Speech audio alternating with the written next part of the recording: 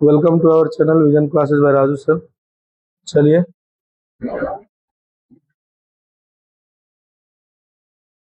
आज हम लोग होम साइंस को देख रहे हैं। होम साइंस जो कि चैप्टर 2 है, जो कि लिखा हुआ है यहाँ देखिए, क्लास 12th का है। तो हम लोग क्लास 12th होम साइंस को देख रहे हैं, जिसका चैप्टर का नाम है स्वच्छता। ठीक है, इसमें हम पूरे जो टॉपिक होंगे उसको कवर करेंगे, साथ ही साथ में जो भी इम्पोर्टेंट क्वेश्चंस होंगे उन सारे क्वेश्चंस को भी देखा जाएगा। ठीक है, आइए सबसे पहले महादेव को प्रणाम करिए और इनका आशीर्वाद लेकर के हम लोग क्लास की शुरुआत। ठीक है, तो जैसा कि आप सबों को पता है, इस चैप्टर का नाम ही है स्वच्छता। तो हम लोग जो है तो सबसे पहले इस स्वच्छता को जानेंगे कि स्वच्छता होता क्या है और स्वच्छता जो है वो किसके आधार पर देखा जाता है। हॉटस्पॉट खोलिए। तो उस स्वच्छता मतलब क्या होता है ना, साफ सफाई का ही दूसरा नाम स्वच्छता होता है। किसी चीज को, जैसे चाहे आप अपने आसपास की चीजों को साफ सफाई रख रहे हैं, या फिर आप अपने शारीरिक रूप से अपने आप को साफ सफाई रख रहे हैं, तो कहीं ना कहीं वही स्वच्छता होती है।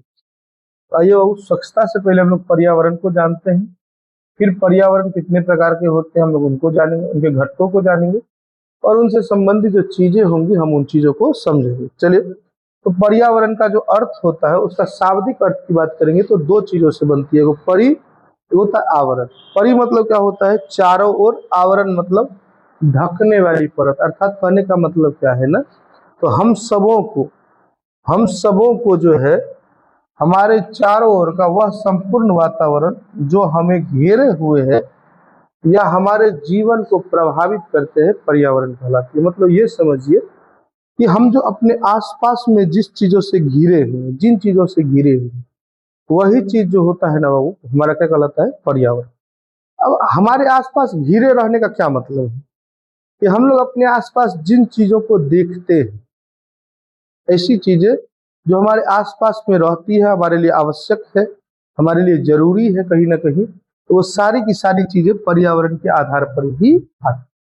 पर्यावरण वो दो प्रकार के होते हैं, वो प्राकृतिक पर्यावरण होते हैं, वो मानवीय पर्यावरण होता है। आइए हम लोग प्राकृतिक पर्यावरण समझते हैं। तो प्रकृति के द्वारा दी गई चीजें हैं, ऐसी चीजें जो हमारे आसपास में वह है जो प्रकृति के द्वारा प्रदान की गई है, उसे ही हम लोग प्राकृतिक पर्यावरण के अंतर्गत रखते हैं। जैसे उदाहरण के तौर पर बात करेंगे बाबू, हवा हो गया, पानी हो गया, मिट्टी हो गया, पेड़ पौधे हो गए, नदी नहर हो गया, पहाड़ हो गया, जीव जंतु हो गए, ये सारे के सारे हमारे लिए जरूरी है। हम इन्हीं सभी चीजों के आसपास में घिरे भी हैं और ये हमें किनके द्वारा मिला हुआ है, प्रकृति के द्वारा मिला हुआ है। ये हमें प्राकृतिक रूप से एकदम अल्टीमेटली हमें दिया गया है, जिसका हम लोग जैसे मन है उस प्रकार से इस्तेमाल कर ले। ठीक है, अब वो आएंगे तो प्राकृतिक पर्यावरण के दो घटक होते हैं, जिसमें वो जैविक घटक होते हैं और दूसरा अजैविक घटक होते हैं। जैविक घटक इसको कहा जाता है तो जिनमें मतलब जीवन पाया जाता है। हमारे आसपास में ऐसे बहुत सारी चीजें हैं जिनमें जीवन पाया जाता है और ऐसे बहुत सारी चीजें हैं जिनमें जीवन नहीं पाया जाता। अब जीवन पाया जाना, नहीं पाया जाने का मतलब क्या होता है बाबू? जीवन पाया जाने का मतलब होता है जैसे हम लोगों में जीवन पाया जा रहा है। एग्जाम्पल के तौर पर बात करेंगे तो हम लोगों में कौन सी एक्टिविटी होती है जिससे हम कह सकते हैं कि ये जीवन हमें पाया जा रहा है। ऐसे कुछ वस्तुएं जिनमें कौन सी एक्टिविटी नहीं होती है, जिनसे हम लोग ये कहते हैं कि हाँ इसमें जीवन नहीं पाया जा रहा है। तो बाबू, जीवन पाया जाने और नहीं पाया जाने के आधार पर अगर हम देखना है या समझना है उन चीज़ों को, तो हम क्या समझते हैं, हम सांस ले रहे हैं, खा पी रहे हैं, वृद्धि कर रहे हैं, विकास कर रहे हैं, नहीं, बहुत सारी चीज़ें बोल रहे हैं, अपनी बातों को समझा रहे हैं किसी को। तो कहने का मतलब है जिन चीज़ों में ये सारी क्रियाकलापें होती होंगी तो सभी के सभी कह सकते हैं कि उनमें जीवन है। और जिनमें ये सारी एक्टिविटीज नहीं होती होंगी उन्हीं को हम लोग कहेंगे कि ये जीवन नहीं है। जिनमें जीवन नहीं पाया जाता है उन्हें अजैविक घटक कहते हैं, जिनमें जीवन पाई जाती है उसे हम लोग जैविक घटक कहते हैं, जिसमें जैविक घटक कहते हैं। जैसे एग्जाम्पल के तौर पर मनुष्य, पशु पक्षी, पेड़ पौधे, सूक्ष्म जीव इत्यादि, ये सारे के सारे बाबू जैविक घटक के अंतर्गत आते हैं। और अजैविक घटक की बात करेंगे तो वायु, जल, मिट्टी और ये सूर्य के प्रकाश, ये सारी की सारी चीजें जो है हमारी अजैविक घटकों के अंदर में आती है। ठीक है, तो याद रखेंगे बाबू कि पर्यावरण किसको कहते हैं, तो हम अपने आसपास में जिन चीजों से घिरे होते हैं उन्हीं को पर्यावरण कहा जाता है। ये आपसे पूछ दिया जाए कि पर्यावरण से आप क्या समझते हैं, तो पर्यावरण का से क्या समझते हैं हम बाबू, तो हम जिन चीजों से अपने आसपास में घिरे रहते हैं, जी जो चीजें हमारे आसपास में दिखाई देती है, जो चीजें हमारे लिए उपयोगी होती है, उन्हीं चीजों को हम लोग क्या कहते हैं, पर्यावरण। अब पर्यावरण दो प्रकार की मानी जाती है, तो होता है प्राकृतिक पर्यावरण, जो प्रकृति के द्वारा हमें प्रदान की गई है, वैसी चीजें या वैसी वस्तुएं जो हमारे लिए बहुत ज्यादा जरूरी है, और वो किसके द्वारा दी गई, प्रकृति के द्वारा दी गई। जैसे एग्जाम्पल के तौर पर की बात करेंगे, हवा हो गया हमारे लिए बहुत जरूरी है और प्रकृति के द्वारा दिया गया, पानी हो गया, पहाड़ हो गया, इस तरह से अन्य बहुत सारी चीजें हैं जो हमें प्रकृति के द्वारा प्रदान की गई है, जो हमारे लिए बहुत ज्यादा आवश्यक या उपयोगी भी है। ठीक है, अब बात करेंगे वो कुछ ऐसी चीजें हैं जो मानवीकृत होती है, अर्थात कहने का मतलब ये कह सकते हैं कि मानवीकृत पर्यावरण उसको कहते हैं। मानवीकृत पर्यावरण कहने का क्या मतलब है कि वैसी वस्तुएं जो मानवों के द्वारा प्रदान की गई है, जो हमारे उपयोग के लिए, जो हमारे लिए आवश्यक है, और उनका इस्तेमाल भी हम लोग कर रहे हैं और कहीं ना कहीं हम लोग उसका निर्माण भी करेंगे या करते हैं, तो उसी को हम लोग क्या कहेंगे, मानवीकृत पर्यावरण। जैसे उदाहरण के तौर पर हमारे लिए आवश्यक चीजों में अगर बात करेंगे तो गाड़ियां हैं, यातायात जिसको हम लोग कहते हैं, हम लोग कहीं ना कहीं उसको अपने उपयोग के लिए बनाए हैं, खुद से बनाए। कपड़े हमारे उपयोग की चीजें, इसको बनाया कौन है, तो हम लोग बनाए। बहुत सारी ऐसी चीजें हैं, न केवल कपड़े पर्यावरण, बल्कि बहुत सारी ऐसी वस्तुएं हैं जो हमारे लिए बहुत ज्यादा उपयोगी है, जो कि पर्यावरण हमको नहीं दिए हुए। हाँ, हम लोग पर्यावरण से प्रदत्त चीजों से ही उन चीजों को बना लेते। ठीक है, जैसे मकान है, हम लोग के लिए जरूरी है, पर्यावरण तो मकान बना के हमको देती नहीं है। ऐसा है कि एकदम प्रकृति उठा एकदम मकान महल बना दिया और कह दिया फला आदमी तुम्हारा मकान है, ऐसा नहीं होता है। प्रकृति हमें वस्तुएं देती है, जिन वस्तुओं का उपयोग करके हम लोग क्या कर सकते हैं, तो मकान का निर्माण कर सकते हैं। तो ठीक इसी तरह से ये मानवीकृत पर्यावरण हो जाता है। अब प्राकृतिक पर्यावरण में जो है वो दो चीजें होती है, वो जैविक चीजें होती है और दूसरा हमारा कौन सा, अजैविक चीज होती है। अब जैविक चीज कहने का क्या मतलब है बाबू, तो जैविक चीज वे वस्तुएं होती है जिनमें जीवन पाई जाती है, उन्हें जैविक अर्थात जीव जंतु जितने भी है वो सभी के सभी क्या कहलाती है, जैविक पर्यावरण के रूप में अंतर्गत आते हैं। अजैविक की बात करेंगे बाबू, तो अजैविक पर्यावरण किसको कहते हैं, तो जिनमें जीवन पाया नहीं जाता, जिनमें जीवन न हो तो समझिए वो अजैविक हो जाए। आगे करेंगे बात, पर्यावरण क्या है, तो हमने अभी तुरंत कहा वो वैसा वातावरण या वे सारी वस्तुएं जो हमारी आवश्यकताओं और सुविधाओं के अनुसार प्रकृति के द्वारा या फिर मानवों के द्वारा बनाया गया है या प्रकृति के द्वारा दिया गया है, जो हमारे आसपास रहते हैं, हम उसी को पर्यावरण। बात करेंगे उदाहरण घर, सड़कें, वाहन, समाज, संगठन, समुदाय, ये सारी चीजें हैं। लेकिन वो यहाँ मानवीकृत पर्यावरण पूछ रहा है। ठीक है, मानवीकृत पर्यावरण किसको कहते हैं, तो वैसे पर्यावरण जिनका हम लोग जो है ना आवश्यकता एवं सुविधा के अनुसार उन चीजों का निर्माण करते हैं या उन चीजों को बनाते हैं अपनी आवश्यकताओं के अनुसार, तो हम लोग उसी को क्या कहते हैं, उसी को हम लोग मानवीकृत पर्यावरण कहते हैं। जैसे उदाहरण के तौर पर घर हमारे लिए जरूरी है, हम लोग उसकी आवश्यकता के अनुसार बनाते हैं।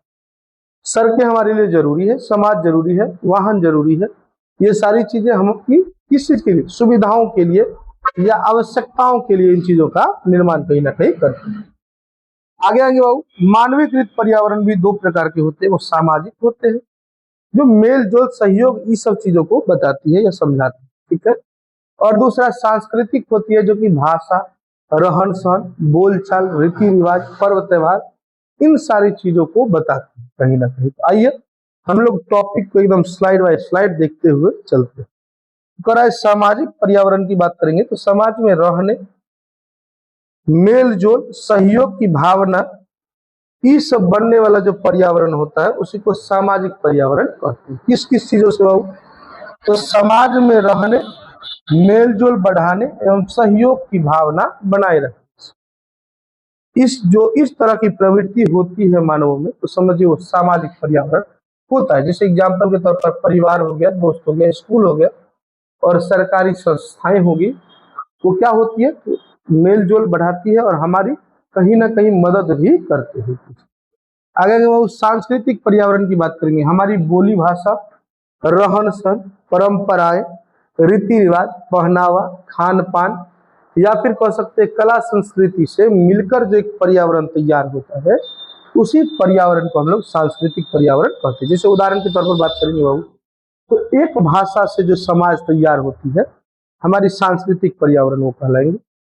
एक त्योहार को मानने वाले लोगों जब के द्वारा जब समाज तैयार किया जाता है, तो उसी पर्यावरण को हम लोग सांस्कृतिक पर्यावरण कहेंगे। ठीक उसी तरह से धर्म के आधार पर भी परंपराएं, नृत्य और संगीत के आधार पर चीजें होती। अब आगे बाबू सांस्कृतिक पर्यावरण की बात करेंगे तो दो प्रकार की ये भी होती है, एगो भौतिक सांस्कृतिक पर्यावरण होता है, एगो अभौतिक होता है। भौतिक कहने का मतलब है वे सभी वस्तुएं जिन्हें मानव बनाता है और जो जीवन को आसान बनाती है, उस सभी के सभी भौतिक सांस्कृतिक पर्यावरण कहलाती है। उदाहरण के तौर पर औद्योगिक संस्था हो गए, घर हो गया, मशीन हो गया, सड़कें हो गई, वाहन हो गए, ये सारी चीज। अब अभौतिक किसको कहते हैं, तो वे वस्तुएं या वे चीजें जो दिखाई नहीं देते हैं लेकिन समाज के नियमों, मूल्यों और व्यवहारों को दर्शाते, जैसे धर्म हो गया, भाषा हो गया, रीति रिवाज हो गया, कानून हो गया, नैतिक मूल्य हो गया। ये सारी चीजें ऐसी है जो कि हमारे सांस्कृतिक जो हमारा एक बनावट है उसको तैयार करता है और आगे बढ़ाने में कहीं ना कहीं साथ देता है। ठीक है, तो भौतिक सांस्कृतिक पर्यावरण उसको कहेंगे जो भौतिक रूप में हमारे पास में उपलब्ध हो और साथ ही साथ वो कहीं ना कहीं हमारी उस सांस्कृतिक चीजों को बढ़ावा देने में या कहीं ना कहीं हमारे उस पर्यावरण को समृद्धशाली बनाने में सहयोग करता है। ठीक है, अब दूसरे की बात करेंगे बाबू, अभौतिक किसको कहेंगे, तो जो प्रत्यक्ष रूप से हमारे पास में न हो, मतलब दिखाई न देता हो, केवल हाँ है अप्रत्यक्ष रूप से है, जो हमारे समाज को कहीं ना कहीं सुदृढ़, साथ ही साथ सुयोग्य और बहुत ही ज्यादा सुरक्षात्मक बनाने का काम करती है, उसी को हम लोग क्या कहेंगे, अभौतिक तत्व कहेंगे। ठीक है, अब बात करेंगे बाबू, रसायन मिल जाते हैं और जीव जंतु ये क्या कह रहे हैं, यहाँ ये टॉपिक क्या कह रहा है, टॉपिक कहीं दूसरे जगह से ले आया गया है, इसको नहीं ध्यान में रखना है। तो वायु प्रदूषण यहाँ कह रहा है, आगे हम लोग चलेंगे वायु प्रदूषण को जान। वायु प्रदूषण समझिए, तो हमारे आसपास में अलग अलग वस्तुओं से निकलने वाले जो रासायनिक पदार्थ होते हैं या रासायनिक पदार्थ होते हैं जो हवा में मिल जाते हैं, जिनसे जीव जंतु एवं मानवों के स्वास्थ्य को नुकसान पहुंचता है, उसी को हम लोग क्या कहते हैं, वायु प्रदूषण कहते हैं। जैसे उदाहरण के तौर पर बात करें तो हम लोग पुराने समय में चूल्हा जलाया करते, क्या जलाया करते, चूल्हा। चूल्हा से खाना बनता था लेकिन उससे धुआं निकलती, और धुआं जो होता था ना वो बहुत ज्यादा खतरनाक होता, और वो जो धुआं होती थी मनुष्यों को भी नुकसानदेह होता था, साथ ही साथ में हमारे जो जीव जंतु है, पालतू पशु है, उनको भी कहीं ना कहीं परेशानियां उठानी पड़ती थी। तो कहने का मतलब भी वही है, वायु प्रदूषण आपसे पूछा जाए या कहा जाए आपको, तो वायु प्रदूषण वे चीजें हैं जो कहीं ना कहीं रासायनिक पदार्थ निकलती है हमारी अलग अलग वस्तुओं के उपयोग के पश्चात या उपरांत, और वे जो रासायनिक पदार्थ है जब वायु में मिल जाते हैं, उससे क्या होता है, तो मानवों में, साथ ही साथ में हमारे जितने भी पालतू अर्थात हमारे जितने भी सहयोगी पशु हैं, उनके स्वास्थ्य को नुकसानदेह करता है या नुकसान पहुंचाता है। तो समझ जाइए वो क्या कहलाता है, वायु प्रदूषण। वायु प्रदूषण के कारण क्या होता है, ईंधन को जलाने से, जैसे कोयला को जलाइए, पेट्रोलियम को जलाइए, पेट्रोल को, डीजल को, लकड़ी को, इस सब को जलाने से गैस निकलता है, धुआं निकलती है, और जो विषैली धुआं होती है जिससे हवा प्रदूषित होता है। ठीक है, आगे बात करेंगे जंगलों की कटाई से। पेड़ पौधे जो होते हैं वो कार्बन डाइऑक्साइड को लेते हैं, अवशोषित करते हैं, मतलब खींचते हैं, और हमें क्या प्रदान करती है, तो ऑक्सीजन प्रदान करती है। क्या प्रदान करती है, ऑक्सीजन। जिससे क्या होता है, ऑक्सीजन प्रदान करती है, उससे होता क्या है, तो उससे कहीं ना कहीं प्रदूषण नहीं होता है। लेकिन जो ही अधिक से अधिक पेड़ काटना शुरू कर देते हैं तो वायु में कार्बन डाइऑक्साइड की मात्रा अधिक हो जाती है, जो कि वायु के लिए, वायु शुद्धता के लिए बहुत ज्यादा खतरनाक होती है। तो वहां भी एक स्थिति उत्पन्न होती है जिस स्थिति को हम लोग क्या कहते हैं, वायु प्रदूषण। तीसरा और सबसे खतरनाक बात, बढ़ती जनसंख्या। जैसे जैसे जनसंख्या बढ़ रहा है, वाहने मतलब गाड़ियां बहुत ज्यादा निकल रही है, कारखाने बहुत ज्यादा बन रहे हैं, साथ ही साथ ईंधन का उपयोग भी बहुत ज्यादा बढ़ रहा है, जिसके वजह से भी क्या होता है, तो वायु प्रदूषण हो रही है। बात करेंगे वो कारखानों और उद्योगों से निकलने वाली धुआं। जो बड़ी बड़ी कारखाने होती है, उनमें क्या होता है, तो रासायनिक कारखानों में रासायनिक चीजें निकलती है, जो कि विषैली गैसों के रूप में उद्योग से बाहर निकलती है। जैसे उदाहरण के तौर पर आप लोग को याद होगा, कौन सा, तो भोपाल में एक गैस त्रासदी की घटना घटी हुई थी, जिससे कारण अभी भी वहां के बच्चे जो है अपंग पैदा ले रहे हैं। कहीं ना कहीं वो गैस त्रासदी बहुत खतरनाक हुआ। तो वही चीजें थी। तो याद रखेंगे, वायु प्रदूषण यदि आपसे पूछ लिया जाए, तो मानवों के द्वारा उपयोग की जाने वाली वस्तुओं से जब विषैली गैसें निकलती है, और वो विषैली गैसें जब वायु में मिलती है, तो वायु में मिलने के उपरांत क्या होता है उसमें, तो वायु जो मनुष्य होते हैं उनको, और साथ ही साथ हमारे जितने भी सहयोगी जीव जंतु हैं, उनके स्वास्थ्य को नुकसानदेह या नुकसान पहुंचाता है। तो उसी को हम लोग क्या कहते हैं, वायु प्रदूषण। वायु प्रदूषण के 4 मूल कारक होते हैं, जिसमें सबसे पहला कारक हमने आपको क्या समझाया कि ईंधन के उपयोग से। अगर आप ईंधन का उपयोग करते हैं, तो ईंधन से, जैसे एग्जाम्पल के तौर पर ईंधन कहने का क्या मतलब हो गया, हम लोग जलावन जलाते हैं, पेट्रोल जलाते हैं, डीजल जलाते हैं, है कि नहीं। उन सारी चीजों से धुआं निकलती है, विषैली धुआं, और वह जो धुआं है वो किसमें जाती है, मिलती है वायु में जाकर के मिलती है, और वहां क्या होता है, तो वायु प्रदूषण होता है। दूसरा हमने क्या जाना, दूसरा हमने जाना कि वनों की कटाई से भी बहुत ज्यादा प्रदूषण होता है। क्यों होता है, तो जब वो जंगल जो होते हैं ना, हमारे जो पर्यावरण है उसमें कार्बन डाइऑक्साइड की मात्रा लिमिटेड ही होनी चाहिए, लिमिटेशन से अधिक नहीं होनी चाहिए। ये कंट्रोल कौन करता है, तो पेड़ पौधे करते हैं। और जब हम लोग वनों की बहुत लंबी श्रृंखला में कटाई करना शुरू करेंगे, तो क्या होगा ना बाबू, वो जो ऑक्सीजन छोड़ती है, कार्बन डाइऑक्साइड लेती है, तो वो क्या करेगा ना, कार्बन डाइऑक्साइड जो हम लोग क्या चीज कभी नहीं कनेक्ट हो रहा, तो बार वाईफाई बंद करके फिर से चालू करिए। हाँ, फ्लाइट मोड से हटा दिया ना, तो फ्लाइट मोड से हटाना था पहले बाबू। तुम तो इतना होशियार है, अगर जवाब ही नहीं कहाँ से कनेक्ट होगा उसको बताओ हमको। फ्लाइट मोड से जब तक हटाएगी नहीं, तब तक नेट चालू नहीं होगा। नेट चालू नहीं होगा तो फिर कनेक्ट होके ही क्या फायदा है। अजीब है। चलिए, तो हम लोग आगे बढ़ते हैं, पर्यावरण प्रदूषण की परिभाषा को देखते हैं, ठीक है। जब हमारे आसपास के वातावरण में हानिकारक पदार्थ या गंदगी मिल जाती है, तो उनसे क्या होते हैं, मनुष्य, जानवरों एवं पौधों को नुकसान होता है। इसी स्थिति को हम लोग पर्यावरण प्रदूषण कहते हैं। तो याद रखिएगा वो ये सब चीज उतना ज्यादा। पर्यावरण प्रदूषण जो होते हैं वो उसके प्रकार मूलतः 4-5 होते हैं, जिसमें पहला वायु प्रदूषण, दूसरा मृदा, तीसरा जल प्रदूषण, चौथा ध्वनि प्रदूषण, और पांचवा जो होती है सबसे लास्ट रेडियो प्रदूषण होता है। तो वायु प्रदूषण को हम लोग जान रहे हैं। वायु प्रदूषण, जब वायु में हानिकारक गैस मिल जाए, धूल मिल जाए, धुआं मिल जाए, या जितने भी प्रदूषक चीजें हैं वो वायु में मिल जाती है, तो इसी स्थिति को वायु प्रदूषण। संदेश क्या है, स्वच्छ पर्यावरण जो होता है वही स्वच्छ जीवन का निर्माण करता है। कहीं ना कहीं यदि आपको सुरक्षित और स्वच्छ रहना है, तो ये जो चीजें हैं हम लोग जो दूषित कर रहे हैं पर्यावरण को, वो करना छोड़ना पड़ेगा, ठीक है। आगे आगे वो कृषि रसायन की बात करते हैं। कीटनाशक और रासायनिक उर्वरकों का भी अत्यधिक उपयोग से हवा दूषित हो जाता है, हवा जहरीला हो जाता है, ठीक है। आगे बढ़ेंगे वो खनन गतिविधियों, अयस्कों को निकालने एवं धुआं शोधन के दौरान जहरीली गैस जो निकलती है उसको वायु में ही छोड़ दिया जाता है, और ये जो है सो वायु प्रदूषण के ये भी एक कारक मिलते हैं। आजकल वो हम जितने एक्टिविटी करते हैं ना, और उसमें जो भी चीजें मिलती है, जो भी खतरनाक चीजें बनती है, हम लोग कहीं ना कहीं उन खतरनाक चीजों को 3-4 जगह ही मिला रहे हैं। वायु में मिलाते हैं, नहीं तो जल में मिला देते, नहीं तो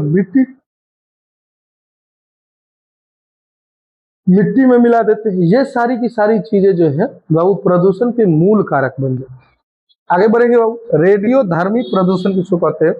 तो परमाणु परीक्षण के द्वारा रेडियो पदार्थों से भी हवा जो है बहुत ज्यादा प्रदूषित होती है। ठीक है बाबू, हम लोगों ने क्या देखा? वायु प्रदूषण इन 4 चीजों की वजह से होती है, जिसमें सबसे पहला हमने क्या जाना?